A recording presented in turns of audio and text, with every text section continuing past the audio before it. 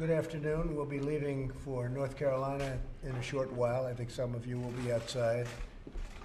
Tremendous crowds in North Carolina, tremendous crowds everywhere, but we have a very important group of people standing alongside of me. I'm honored to welcome Pastor Andrew Brunson and other survivors of religious persecution to the White House. We're grateful to be joined by Ambassador at Large for International Religious Freedom, Sam Brownback, former governor, as you know, as well as Pastor Paula White, a tremendous religious leader and a friend of the White House, a friend of the presidency, and a friend of the president. With us today are men and women of many different religious traditions from many different countries. But what you have in common is each of you has suffered tremendously for your faith. You've endured harassment, threats, attacks, trials, imprisonment, and torture. I got to know many of you and helped you get some of you out of the difficult situation that you were in. I'm very proud of you, and the way you've reacted to a different life is a tremendous thing. Your families are very proud, and our country is very proud, and your countries are very proud. For those of you that aren't from the United States, each of you has now become a witness to the importance of advancing religious liberty all around the world. It's about religious liberty. Last year, my administration hosted the world's first ever meeting of foreign ministers devoted solely to the subject of international religious freedom. I want to thank all of you for joining us as we host this meeting for the second year in a row. A lot of individual breakout meetings are being had, and we're getting a lot of ideas as to how we can help. In America, we've always understood that our rights come from God, not from government. In our Bill of Rights, the first liberty is religious liberty. Each of us has the right to follow the dictates of our conscience and the demands of our religious conviction. We know that if people are not free to practice their faith, then all of the freedoms are at risk, and frankly, freedoms don't mean very much. That's why Americans will never tire in our effort to defend and promote religious freedom. I don't think any president has taken it as seriously as me. To me, it's very important. It's vital. It's really vital. And I just want to thank everybody very much for being with us today. You've been through a lot. And I think I can say it for everyone here. You've been through a lot, more than most people could ever endure. And I want to congratulate you, because that's what you need, is congratulations. It's really an honor to be with you, and I will stand side by side with you forever. If I could ask Ambassador Brownback to say a few words, please. Yes, thanks, Mr. President. Thank you. Appreciate it. Thank you and your administration for your leadership on this. Last year was the first. This year is the largest meeting ever held in the world on religious freedom, just on this, devoted to this topic. And with you here today, we have a Nobel Peace Prize winner, Nadia Murad, who was taken by ISIS and made into a horrible situation that she's in. But she's been an outstanding advocate. And then we have helped, this government has, in rebuilding northern Iraq, the Yazidi and the Christian area. Of course, Andrew Brunson and I both, neither of us would be here if it wasn't for you. Andrew, you busted out of a Turkish prison. This gentleman was at Christ Church in the shootings of the mosque that took place. That was there. And you have really people, well, Mariam Ibrahim is here, was in a Sudanese jail while she was pregnant and had a death penalty for her. But people advocated for her around the world, and she and her child are alive today. And that's just a few. That's good. That's great. That's just a few. You feeling good? Everything fine? Good. Congratulations. Reverend Sampson was going to make a comment for the group. He's from Burma. He's Kachin Christian, and they have suffered greatly there as well, and we've worked a lot with them. Reverend Sampson, you want to tell briefly your story? Yes. I'm president of Christian Baptist Convention from Northern Burma, and then as Christian in Myanmar, we are very being oppressed and tortured by the Myanmar military government.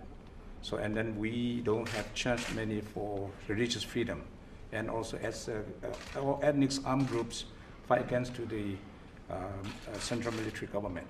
So please, the American government focus on ethnic people and ethnic leader to get genuine democracy and federalism.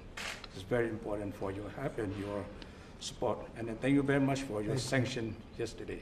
Yes. It's very helpful. Yes, you did something. Thank you. Appreciate it very much. Thank you very much. Ambassador, so which is more important? You were the governor of a great state, a very top state in my opinion, and you're doing now something for religious liberty and freedom. Which is tougher, which is more important to you? I think of all the jobs I've had, I've been a congressman, a senator, a governor. This is the most important because it's about billions of people. These folks here represent the faiths of billions of people around the world, and the United States is the main country, not the only, and many other allies are coming along, but we're the main country to stand up and fight for their religious freedom. And we're not picking a winner or loser. We're just saying, look, governments have to protect this right. And that's why, to me, this job and what this administration is doing to protect it affects billions of people, and I think it's incredible. It's an incredible opportunity. So when you say other countries are coming along, and some aren't coming along, I assume, right? Some are not doing much. Who are the good ones? I won't talk about the bad ones because I know who the bad ones are. Yeah, the British have been great. They've been putting out some reports lately on the persecution of people of faith, and they've stepped up more aggressively. UAE, United Arab Emirates, hosted the first ever papal visit on the Arabian Peninsula in the history of mankind. That's great. And they've been stepping up and doing a lot more. So several the Europeans have been. The South Americans are starting to step up more. So we need more. You're doing a great job. Thank you very much. Thank you. Thank you. Paula White, could you say a few words, Paula? Yes, sir. So it's just I'm from Tibet. It's my dream to visit this opportunity to visit President Amshika. Tibet need the inside the Tibet need the Amshika support, please. Support His Holiness Dalai Lama. Support, yeah. Yeah, His Holiness Dalai Lama when come back in Tibet. My English is not good. No, it's fine. Thank you so much. Thank Give me this opportunity to gather, share with story. Thank you. Thank you very much. Thank you so much. And say hello. Please say hello, okay? Thank you very much. I appreciate it. And your English is actually very good. Thank you. I'm a Falun Gong practitioner. My husband now is still in prison. Your husband is in prison. And the forced organ harvesting still exists. So we should take action. Just the words, it doesn't work. So how to do the action to the Chinese communist regime? And where is this now? Where? Where is your husband a prisoner? Now my husband in Jiangsu, province of Jiangsu and Suzhou prison. And 2018, last year, one of our practitioners, after 3 years in prison, he released home, and just one day he died. And before that, he vomited a large amount of blood. As you know, You said he died? Yeah, he died. Another Falun Gong practitioner, where he is still also in the Suzhou prison. So as you know, I know you are one young man from the North Korea, came back to U.S. and several days after he returned and he died. Wow. Yeah, and you know the regime, what they do. So what should we take the act? Yes, Yeah, I understand. yeah, that. yeah. I Now- appreciate it. Yeah, thank you, very thank you, much. thank you. Thank you very much. Thank you, Paula. thank you, Take thank you, care of thank yourself. you. Paula? President, it's such an honor, and I just have to say on behalf of you and your courageous leadership, I've watched from day one and even before you took this office, you be a relentless fighter for people of all faith and religious liberty. We see it on stateside from you saying we can say Merry Christmas again, to the DOJ passing laws that no other administration could pass to give high holy days to all religions to be able to take off of work and to honor that, to, as Ambassador said, this is the second but the largest in the world gathering for religious liberty freedom. You have taken a bold, courageous stand that many governments have moved. You have over 16 countries represented here. you have approximately 27 people, but I was in the room yesterday with thousands, and we had thousands that could not get in. I heard that So was we incredible. thank you, President, for being the leader, the courageous leader to stand up not only in our nation, but countries all around for all faith of all people, that we should have the practice and the right to practice our religion. Thank you, sir. Thank you. Could I And say I a did word, hear please? that they had thousands of people that couldn't get in yesterday. From all over the That's world. incredible. Well, May I say a makes few you all words? get a much bigger room, I guess, or You have to do something like Yeah. that. May I say a few words? Yes, please. Mr. President, thank you from New Zealand. Thank you very much. Thank you for your leadership, standing up for humanity, standing up for religious groups and their rights. And thank you for supporting us in the 15 March tragedy in Christchurch. And God bless you, and God bless United States. Well, thank you very much. And you went through a lot. I know all about what happened, and that was a terrible situation. Thank you very much for being here. Thank you very much. Appreciate it. The President of Pakistan, Yes, please. and you are meeting our Prime Minister. That's true. Coming in 3 next week, days. right? I would be very grateful if you would raise with him the issue of persecuted Christians in Pakistan, the blasphemy law, I'll do that. and people who are suffering under this law. I'll Thank do you that. so He's much, coming sir. in next week on Tuesday. Thank you. Sir, I am from Bangladesh, and here is the 37 million the Hindu, Buddhist, and Christian are disappeared. Please help us for Bangladeshi people. We want to stay in our country. Bangladesh. Yeah, still there is 18 million minority people. My request is, please help us. We don't want to leave our country. Just help us to stay. I have lost my home. They burned my home. They taken my land, but no judgment yet taken place. Please. Who took the land? Who took the home and the land? The Muslim fundamentalist group, and they are always they are getting the political shelter, always. I know the president has to get on, so I want to, I don't mind. everybody. We could take a couple. Can you? Okay, good. The helicopter. Nadia, Has it landed, the helicopter? Have we landed out there yet? No? Come on. Your President, Yes, please. 1 to 3 million Uyghur population are locked up in concentration camps in China, including my father, who's now serving life sentence in China. I haven't seen him since Where is that? 2013. Where is that in China? That's in west part of China. The region in Chinese is called Xinjiang. Yeah. We call it Uyghur region. So far we have How long has your father been gone? he has been in jail for 5 years, and we don't know how long he will still be in there. Do you have any communication with him? I haven't heard about him since 2017 because So- that's when the concentration camp started. Anyone who goes to ask about anybody's family member's news will never make their way back to their own homes. Stuff, stuff. Go ahead. Yeah. Good afternoon, Mr. President. Hi. So I am a Rohingya from Bangladesh refugee camp. So most of the Rohingya refugees are willing to go back home as quickly as possible. So what is the plan to help us? So thank you very much. And where is that exactly? Where? Bangladesh refugee camp. Bangladesh right next to Burma. I see. The Rohingya have been run Okay. out. Thank you. Appreciate it. Yes, please. President, I am Pastor Mario from Cuba. Yes. Blessing. One pastor, Ramon Rigal, and his wife in prison in Cuba. Please pray for they and help the people in Cuba. 5 pastors, the San Bromba invite for this event in Cuba and not here because the government in Cuba no permission for today here. I am here because I am refugee in the United States. Thank you for your hospitality for me. How has it been in Cuba without Castro? There's still a Castro there, but you have a new leader. How has that been? Any difference? No, it's not real. Castro difference. continues in the power because Castro is the first secretary to the party, the Communist Party, and the new president is not really. Castro is the real leader. Continue.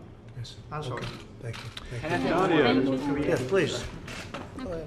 Please. Thank you, Mr. Thank you President, very that much. I give Thank us you. the opportunity to see you. I'm Esther from Nigeria. I do 3 years in Sambisa. I escaped from Boko Haram.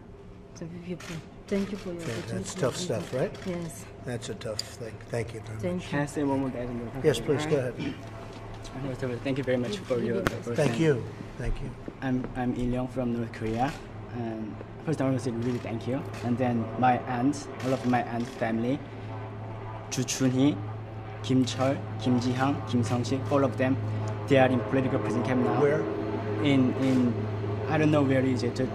They just took it at the dawn, and just because of my aunt father-in-law was a Christian, and my cousin's whole family were executed because of their sharing gospel. But even though the persecution of Kim Jong-un, the North Korean citizens, they want gospel and they want to worshiping now, and they are worshiping in underground church right now. And even though a few weeks ago we got a message from North Korean underground churches, and they sent the photo of the wood, and three of them gathered there and they were praying for South Korea. And so those kind of things are happening in North Korea underground. I'll bring that up. So I understand exactly what you're saying. I'll bring it up. Thank you. Yes, please. So This is Nadia, is a Nobel Peace Prize winner. I'm from Iraq, and I cannot say my family is there in the jail because when ISIS attacked us, no one protect us. After 2003, we started to disappear from our area, from our homeland. When ISIS attacked us in 2014, they killed 6 of my brothers. They killed my mom. They took me to captivity with my 11 sister-in-law, with all my sisters and my nieces. Until today, we have 3,000 Yazidi women and children in captivity. Although they said ISIS is defeated, but where is those 3,000 Yazidi? And our home is destroyed. We come to here, we go to Europe, we go to Arab country that ISIS did this.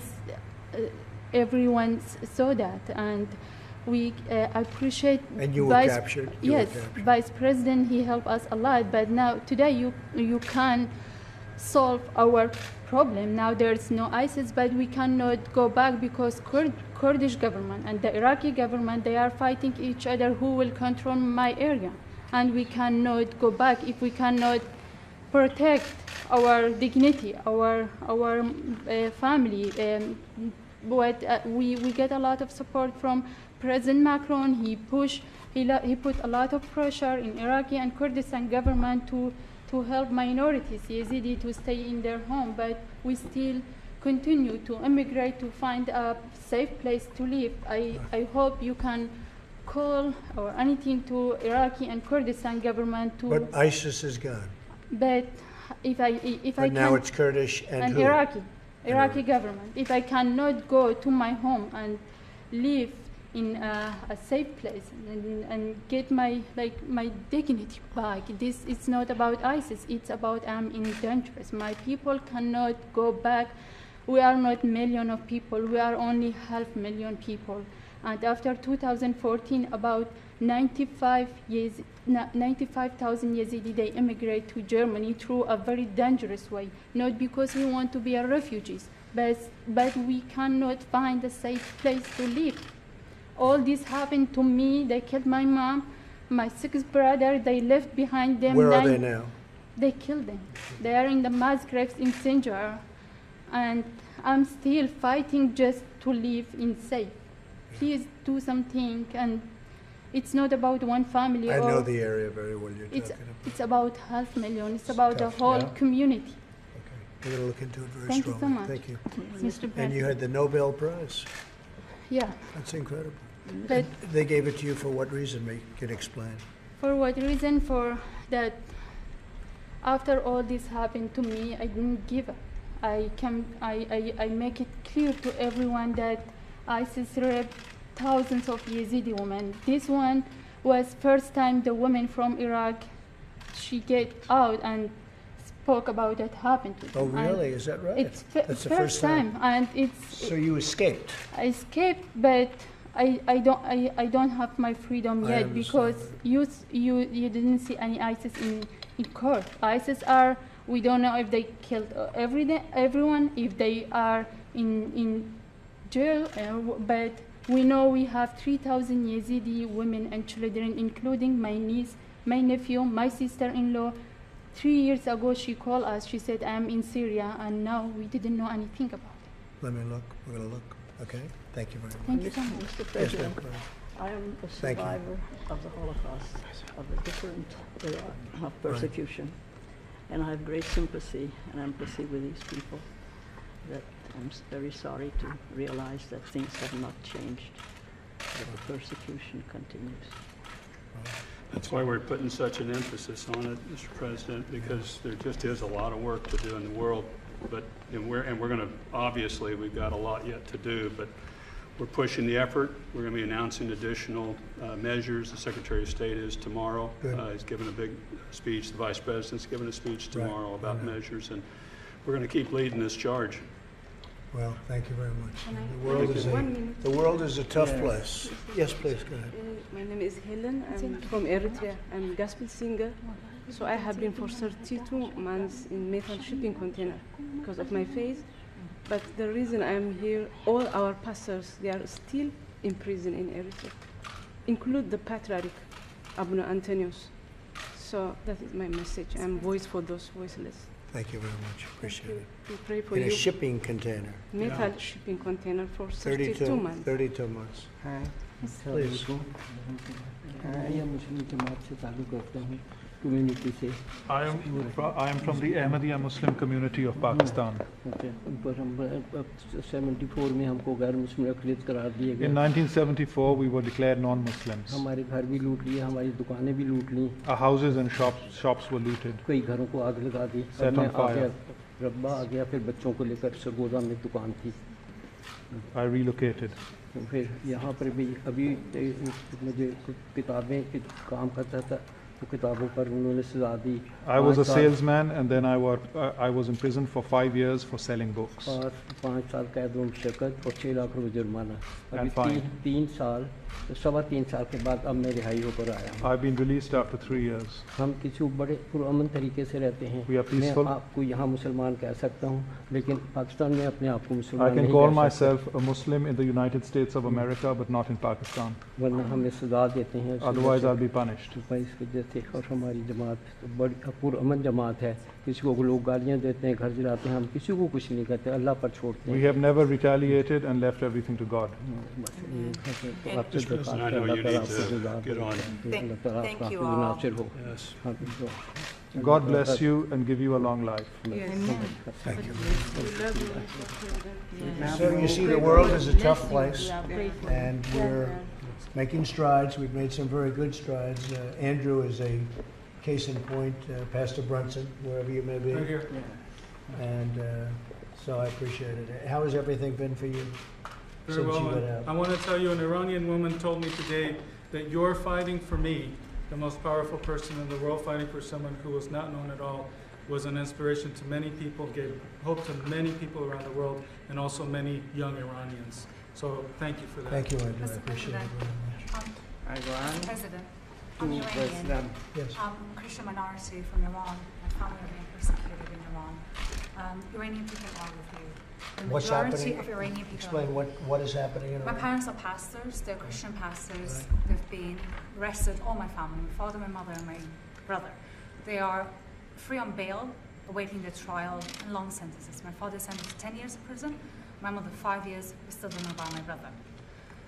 We would appreciate if you mention my family, but also Christian persecution in Iran in all their negotiation with our. They're in jail for what reason?